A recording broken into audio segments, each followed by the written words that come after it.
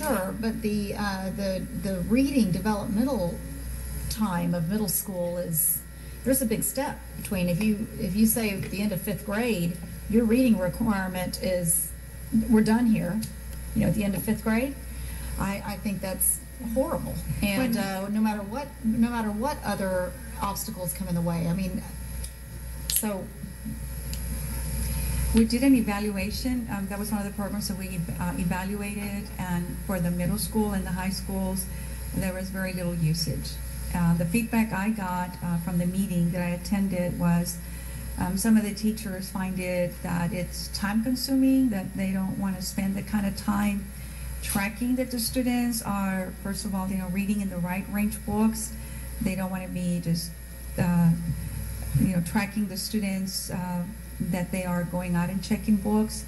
It was just, unfortunately, I mean, or sadly to say, those were some of the comments that were shared that really, it's almost like, I would have to say, it really shouldn't be that way. You know, the teachers should be able to see the relevance and the importance of children engaging in reading and promoting the reading and having celebrations when the students are, you know, meeting their goals, because the research on Renaissance learning shows that the students, by reading books that are at their reading range, they increase their vocabulary. Therefore, they increase their comprehension that crosses over to all content areas.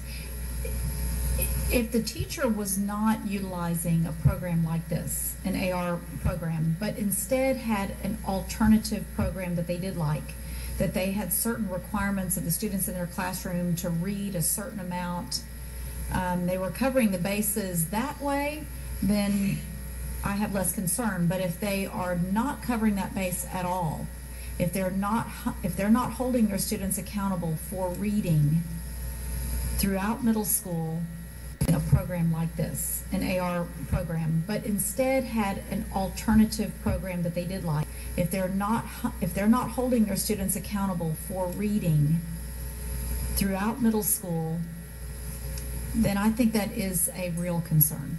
And if the reason that they don't want to use the program is because it's too much work or too much hassle, that's concerning. I mean, if they felt like it just simply wasn't a good enough program, wasn't beneficial, or I think there's a difference there. But I'd want to know, the kids that when the teachers aren't using this program, are they using something else? Are they holding their students accountable for reading? If they are, great. If they're not, I think that speaks to a larger problem.